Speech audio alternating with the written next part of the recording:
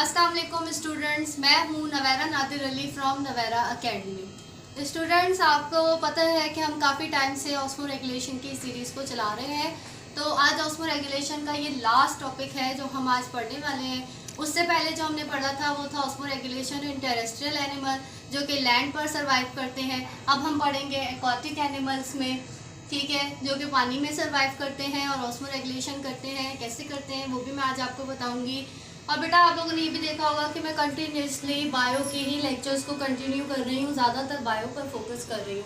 उसकी छोटी सी एक वजह है कि ये चैप्टर जो है ये मोस्ट इम्पॉर्टेंट है, इससे सवाल भी लगते हैं और इसको समझना भी बहुत ज़रूरी है। होम्योस्टेसिस एक बहुत इंपॉर्टेंट चैप्टर है, इसलिए मैं चाहती हूँ कि पहले इस चैप्टर को कंप्लीट कर लूँ, फिर आपको फिजिक्स से या केमिस्ट्री से रिलेटेड लेक्चर दूँ, वो भी ज़रूरी है, लेकिन पहले इस चैप्टर को कंप्लीट कर लूँ, क्योंकि अगर मैंने बीच में छोड़ दिया इसकी सीरीज़ डिस्टर्ब की तो फिर समझ नहीं आएगा।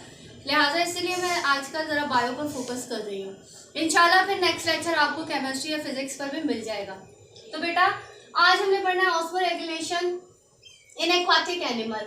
एक्वाटिक एनिमल जो पानी में रहने वाले होते हैं उसमें फ्रेश वाटर भी आ जाते हैं, मरीन वाटर्स भी आ जाते हैं, सी वाटर्स भी आ जाते हैं। तो इसकी 3 किस्में हैं। एक वो एक्वाटिक एनिमल जो कॉन्ट्रेक्टाइल वैक्यूल के जरिए ऑस्मो रेगुलेशन करते हैं, एक वो एनिमल जो डाइल्यूट यूरिन के जरिए ऑस्मो रेगुलेशन करते हैं, और एक ये वाले एनिमल जो एक्वाटिक होते हैं, मरीन एनिमल्स होते हैं, मरीन वाटर के जरिए ऑस्मो रेगुलेट करते हैं। तो फर्स्ट ऑफ ऑल मैं आपको कॉन्ट्रेक्टाइल वैक्यूल के बारे में बताती हूँ कि freshwater protists bear one or more membrane-bound tiny sacs called contractile vacuole. They have higher osmotic pressure than their surrounding water, so water come in content constantly by osmosis. बेटा, ये freshwater protists जो होते हैं like amoeba, paramecium, ये transparent animals होते हैं, transparent कहलाते हैं वाटर में, जो कि नेक्ड आई से नज़र भी नहीं आते। इनके अंदर छोटे छोटे मेम्ब्रेन बॉन्ड सेक्स होते हैं, टीनी टीनी होल्स होते हैं जो ऑस्मो रेगुलेशन में हेल्प करते हैं, ठीक है, जिन्हें हम कॉन्ट्रेक्टाइल वैक्यूल्स कहते हैं, कॉन्ट्रेक्टाइल वैक्यूल का नाम देते हैं। इनके पास हाई ऑस्मोटिक प्रेशर होता है इनके सराउंडिंग वाटर के मुकाबले में, क्योंकि खुद ही जेली लाइक होते हैं, ट्रांसपेरेंट होते हैं, तो इनकी अपनी वाटर की कंसंट्रेशन अच्छी खासी होती है। सो वाटर कम इन कॉन्स्टेंटली बाय ऑस्मोसिस। तो इनमें वाटर आना और वहाँ से निकल जाना, आना निकल जाना बिल्कुल ऑस्मोटिकली होता है, ठीक है ना। Excess water is stored in contractile vacuole. After it is completely filled, water is discharged out of the cell through a pore into the surrounding water. जैसे ही इनकी बॉडी में वाटर आ रहा होता है, कॉन्ट्रेक्टाइल वैक्यूल अपना वर्क करता है। जब बॉडी में पानी ज़्यादा हो जाता है तो जो एक्सेस वाटर होता है ये अपने टिनी सेक्स में कॉन्ट्रेक्टाइल वैक्यूल में उसको सेव कर लेते हैं, उसके बाद उसे एग्जॉस्ट कर देते हैं, डिस्चार्ज कर देते हैं स्मॉल पोर्स के जरिए अपने सराउंडिंग वाटर में। इस तरह ही अपने बाहर की और अंदर की वाटर की जो कंसंट्रेशन होती है उसे ये लोग मेंटेन रखते हैं कि ना बाहर के कंसंट्रेशन का ज़्यादा कम हो, ये ना अंदर की हो। ऑस्मोटिक बैलेंस रखते हैं ये अपने और बाहर के इन्वायरमेंट में वाटर के, ठीक है। तो जो पोर्स ये यूज़ करते हैं ऑस्मो रेगुलेशन के लिए उन्हें कॉन्ट्रेक्टाइल वैक्यूल्स कहा जाता है, जिसकी थोड़ी बहुत एग्जांपल्स हैं लाइक अमेबा, पैरामेशियम और एक्सेट्रा वगैरह इसमें आ जाते हैं। अब हम पढ़ेंगे सेकेंड के बारे में, बाय प्रोड्यूसिंग डाइल्यूट यूरिन। बहुत सारी osmo regulation by producing dilute urine होते हैं, यूरिन के जरिए होते हैं। वो कैसे, मैंने यहाँ पर एक फिगर बनाई है बेटा, ठीक है। इस फिगर को इससे मैच करूंगी और आपको समझाऊंगी कि क्या है। Fresh water animals like fishes have hypertonic body fluid than their surrounding water. बहुत सारे फ्रेश वाटर एनिमल्स जो होती हैं लाइक फिशेस वगैरह, उनका हाइपरटोनिक एनवायरनमेंट होता है from low to high water, ठीक है।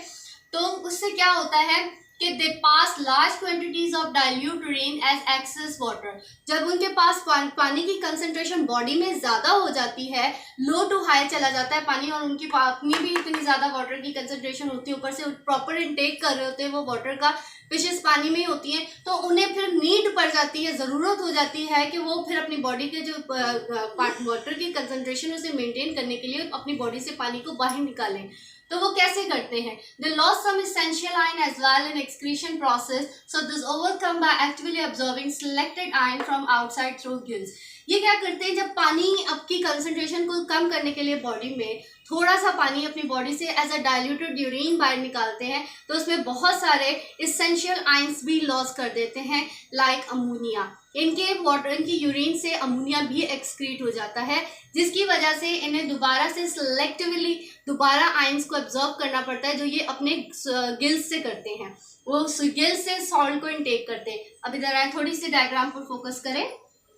मैंने आपको कहा कि ये हाइपरटोनिक में रहते हैं, तो आप देख सकते हैं ये वाटर इनटेक कर रहे हैं, ठीक है, और उसके बाद इनके जो है इधर रिस्पेक्टिव एरिया में वाटर जमा हो जाता है। लेकिन जब वाटर की कंसंट्रेशन ज़्यादा हो जाती है बॉडी में, तो फिर ये क्या करते हैं, ये इनकी किडनी है, यहाँ रीअब्जॉर्प्शन होती है वाटर की, जितनी इनकी बॉडी को नीड होती है ये ले लेते हैं, जिसकी नहीं होती उसके अलावा जो वाटर की नीड नहीं होती है उस वाटर को ये एक्सक्रीट कर देते हैं, एक्सेस वाटर को निकाल देते हैं एज अ नाइट्रोजनस वेस्ट, और यहाँ इनके साथ अमोनिया भी आ जाता है, ठीक है, जो कि इनका इसेंशियल लाइन होता है, लेकिन एक्सक्रीट आउट हो जाता है।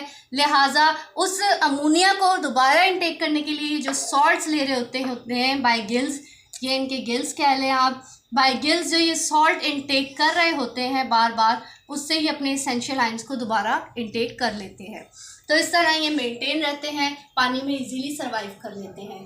तो उम्मीद है कि आपको बाय प्रोड्यूसिंग डाइल्यूट यूरिन भी समझ में आ गया होगा कि अपनी कंसंट्रेशन को मेंटेन करने के लिए ये डाइल्यूट यूरिन कर देते हैं एक्सेस वाटर का, जिसकी वजह से इनकी बॉडी में मेंटेनेंस रहती है।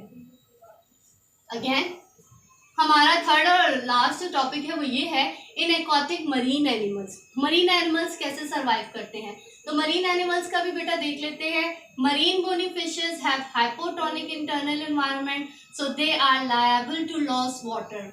ये क्या होते हैं, ये हाइपोटोनिक में रहते हैं, hypotonic from high to low, ठीक है। तो ये इनकी जो अंदर वाटर की कंसंट्रेशन होती है ना, वो थोड़ी बहुत ज़्यादा होती है, ठीक है ना। तो ये क्या करते हैं, इनके पास प्रॉब्लम नहीं होती कि कैसे वाटर लॉस करें, क्या करें, क्योंकि इनके अपने पास ही बहुत ज़्यादा वाटर होता है, तो ये इजीली लॉस कर सकते हैं वाटर को। They constantly drink water along with salt, ये कॉन्स्टेंटली वाटर को ड्रिंक कर रहे होते हैं सॉल्ट के साथ।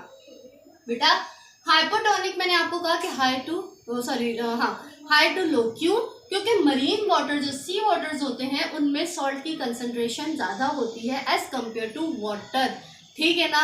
तो ये सॉल्ट में से वाटर को लेना मुश्किल काम है, लिहाजा इनको अपने अंदर की कंसंट्रेशन को मेंटेन रखना भी एक बहुत मुश्किल काम होता है। ये कैसे करते हैं, ये करते हैं, दे excrete salt by special cells in gills. ये अब जो सॉल्ट इन्होंने वाटर के साथ इंटेक कर लिया है, ठीक है, इनके अपने अंदर तो पानी ज़्यादा था, बाहर पानी कम था, लेकिन उस पानी में सॉल्ट भी था, तो जो सॉल्ट इन्होंने पानी के साथ लिया है उसे ये बाय गिल्स बाहर निकाल देते हैं। इसमें एक डिफरेंस मैं आपको समझाती हूँ। The filtration rate in their kidney is very low, जाहिर सी बात है सॉल्ट की कंसंट्रेशन ज़्यादा है, वाटर कम है, तो फिल्ट्रेशन रेट बहुत कम होगा। Small quantity of urine is excreted, इसीलिए जो है वो स्मॉल क्वांटिटी ऑफ यूरिन बाहर जाएगा, क्योंकि सॉल्ट की कंसंट्रेशन ज़्यादा होगी। Unlike marine bony fishes, sharks and rays maintain relatively hypertonic osmotic pressure of body fluid by storing high concentration of urea in their kidney. They don't have water loss problem. Excess salts removed by special glands in their kidney in their rectum. तो sharks और rays जो होती हैं वो bony fishes की तरह नहीं होती, उनमें क्या होता है, ये हाइपोटोनिक में सर्वाइव करते हैं bony fishes, शार्क्स और रेस हाइपरटोनिक में सर्वाइव करती हैं, और वो जो है अपने उनकी जो सॉल्ट की कंसंट्रेशन होती है वो बाय रेक्टम निकालती हैं बाहर। सॉल्ट शार्क, रे और बोनी फिशेस में एक ही फर्क होता है कि वो डाइल्यूटेड यूरिन के जरिए एक्सक्रीट करते हैं और बाय सॉल्ट ग्लैंड सॉल्ट को निकालते हैं, लेकिन ये जो होती हैं ये अपना एक्सेस सॉल्ट जो है बाय रेक्टम निकालती हैं, शार्क्स और रेस। इन दोनों में बस यही फर्क है।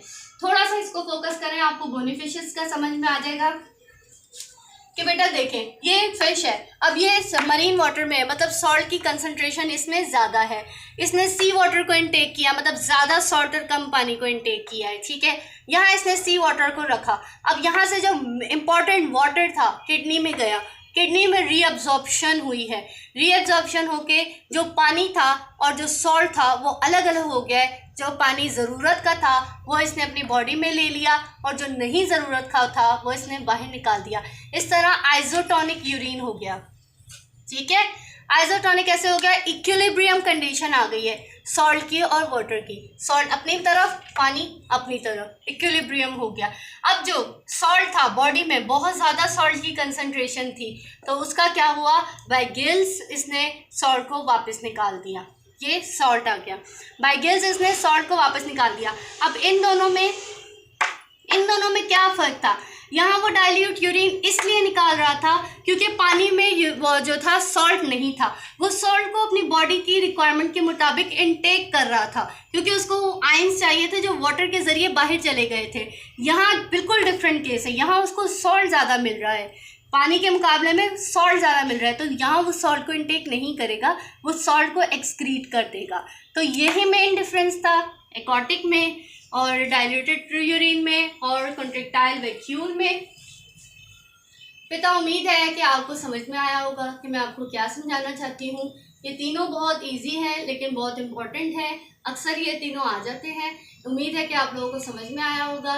मज़ीद मेरे चैनल को लाइक करें, शेयर करें, सब्सक्राइब करें और प्लीज़ ज़्यादा से ज़्यादा मेरे चैनल की अवेयरनेस बच्चों तक दें ताकि जो है उन लोगों तक, बच्चों तक बात पहुँचे जिन तक मैं पहुँचाना चाहती हूँ। बच्चों को अच्छी से अच्छी लेक्चर्स वीडियोस मिल सके और इंशाल्लाह अब नेक्स्ट टाइम मैं बायो से हट के भी आपको लेक्चर दूँगी। अल्लाह हाफ़िज़।